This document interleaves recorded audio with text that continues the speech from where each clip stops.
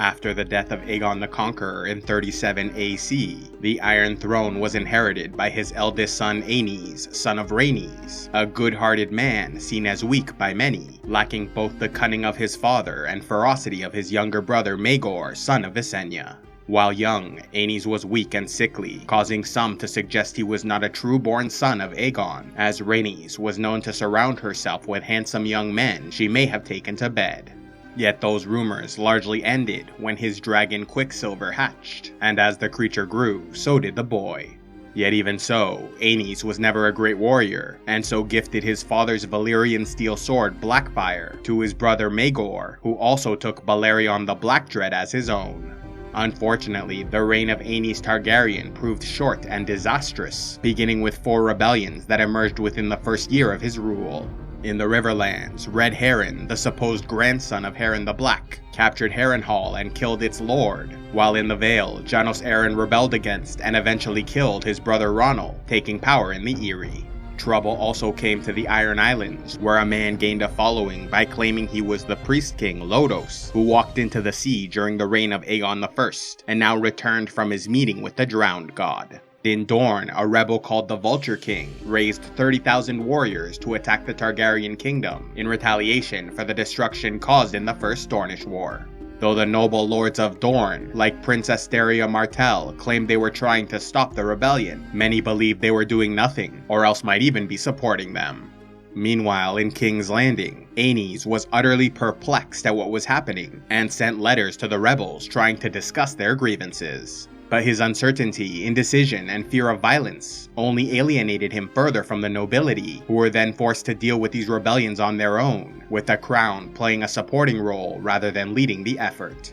In the Vale, Maegor worked with House Royce to take back the Eyrie, while in the Iron Islands, House Greyjoy slaughtered Lodos and his people, leading the king to unwisely promise their lord any boon he desired. Goran Greyjoy then asked that the Faith of the Seven be expelled from the Iron Islands, to which the king was forced to agree. In Dorne, the Marcher Lords united to defeat the Vulture King, and in the Riverlands, Harren the Red killed the Hand of the King, Alan Stokeworth, only to die moments later facing the Lord's squire, Bernar Brune. With the rebellions defeated, Aenys Targaryen named his brother as Hand, and together they ruled well for 2 years, until yet another crisis arose, this time within their own family, as Maegor and his wife seemed unable to have children. Though Aenys and Alyssa Velaryon had 3 sons and 3 daughters, Maegor remained childless, and so took a second wife, creating outrage amongst the nobility, faith, and royal court. Refusing to give up his new bride, Maegor was exiled from Westeros in 40 AC, going to live as an honored guest in Pentos.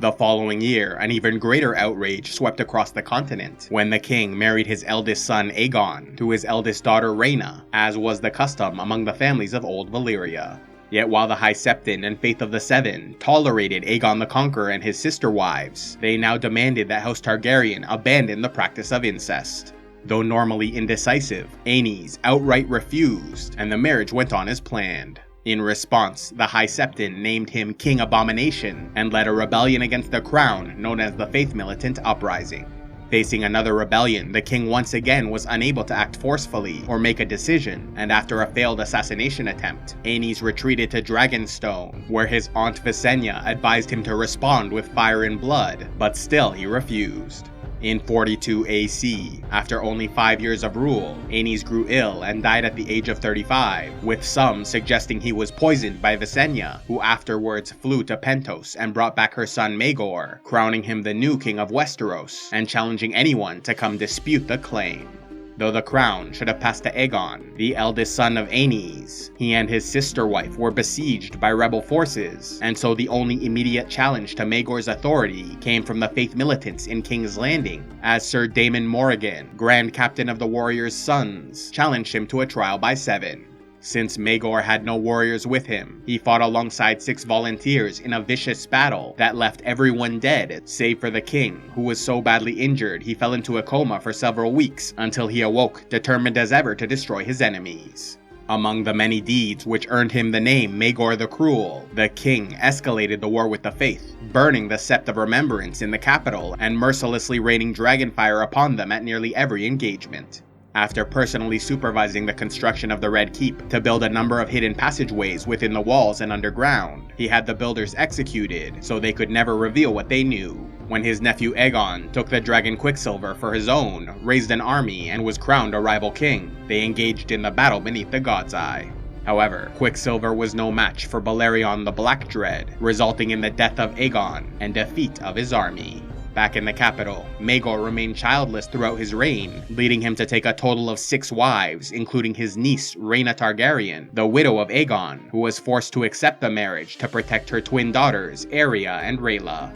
After the death of his mother Visenya in 44 AC, Maegor grew ever more short-tempered and violent, so that by 48 AC, the lords of Westeros could no longer tolerate his oppressive rule, abandoning him to rally behind Jaehaerys Targaryen in the Stormlands, the last living son of Aenys and Alyssa, who was proclaimed the true king of Westeros. Since both Jaehaerys and his sister Alysanne rode dragons, they flew to the capital with their army close behind, only to find Maegor dead, possibly from suicide, stabbing and cutting himself on the swords of his throne. With the king dead, Jaehaerys Targaryen came to power at the age of 14, with his mother Alyssa given the regency, while his greatest supporter, Lord Rhaegar Baratheon, served as Hand of the King. Determined to unify the realm, Jaehaerys earned the name the Conciliator by making peace with the High Septon and granting amnesty and pardons to those who served Maegor or the Faith Militants. Jaehaerys worked diligently to address the concerns of nobles and smallfolk, proving himself shrewd and highly capable.